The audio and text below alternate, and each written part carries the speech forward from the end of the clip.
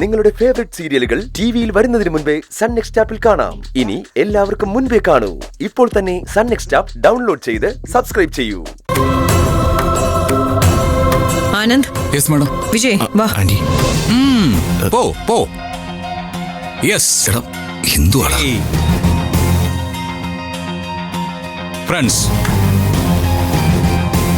അജയേട്ടന്റെ കാര്യത്തിൽ ഒരു കോംപ്രമൈസിനും നമ്മൾ തയ്യാറല്ല.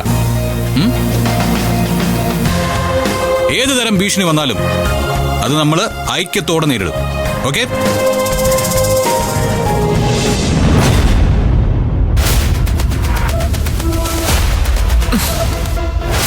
ആനന്ദ്, ഒരു കമ്പനി മാനേജർ ആയിട്ട് പോലും തനിക്ക് ഈ പ്രശ്നം സോൾവ് ചെയ്യാൻ പറ്റില്ല.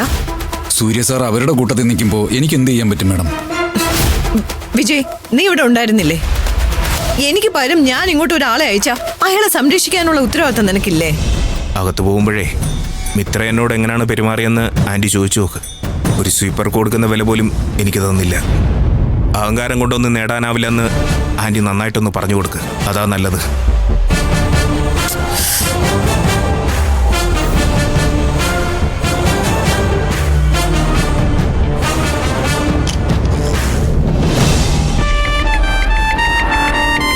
വിജയ് സാർ, ഏതെങ്കിലും വിധത്തിൽ ഇത് കോംപ്രമൈസ് ആവാനുള്ള സാധ്യതയുണ്ടോ?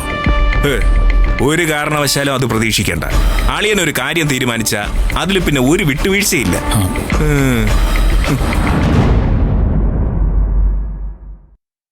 മിത്ര, ആന്റി, മോളെ. ആന്റി, എല്ലാവരും എന്നെ ബോധപൂർവ്വം അപമാനിക്കുക. ആന്റിയുടെ ചേർന്ന ഒരു വിലയുണ്ട്. ആന്റി, അതിന് പകരം വരുന്ന എനിക്ക് അതേ സ്വീകരണമായിരിക്കും എന്നല്ലേ ആന്റി പറഞ്ഞത്? എന്നിട്ടിവിടെ എന്താ സംഭവിച്ചതെന്ന് ആന്റിക്ക് അറിയോ?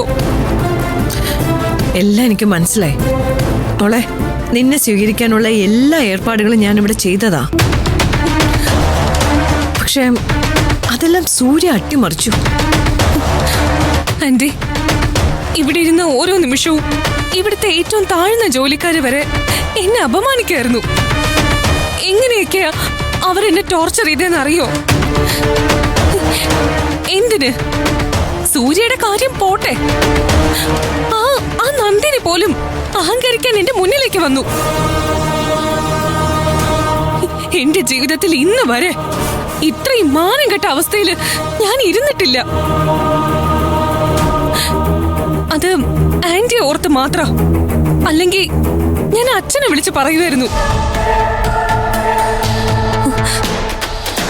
അച്ഛനോട് അച്ഛന്റെ ആളുകളെയും കൂട്ടി ഇവിടെ വരാൻ പറയുമായിരുന്നു.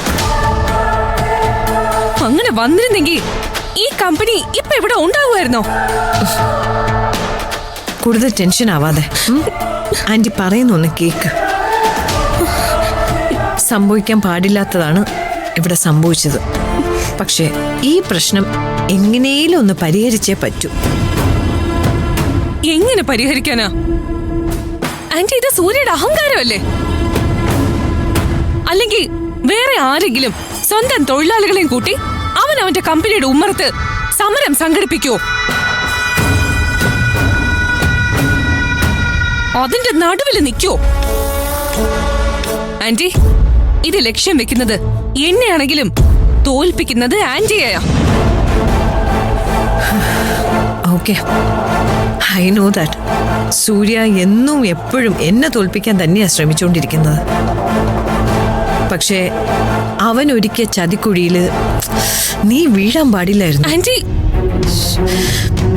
നോക്കു മിത്ര, ഞാൻ എൻ്റെ ഫാക്ടറിയിലെ തൊഴിലാളികളോടോ ഓഫീസ് ജോലിക്കാരോടോ ഒരു സൗഹൃദവും സൂക്ഷിക്കാറില്ല. അവർക്ക് എല്ലാവർക്കും എന്നെ പേടി തന്നെയാ. പക്ഷേ ഇന്നേ വരെ സിൻസിയറായിട്ട് ജോലി ചെയ്തിരുന്ന ഒരാളോടും ഞാൻ മോശമായിട്ട് പെരുമാറിയിട്ടുമില്ല. അവർക്ക് നേരെ ഞാൻ കൈ ഉയർത്തിയിട്ടുമില്ല. പക്ഷേ ആന്റിക്ക് ലഭിക്കുന്ന സ്വീകരണം അല്ലല്ലോ എനിക്ക് ലഭിച്ചത്.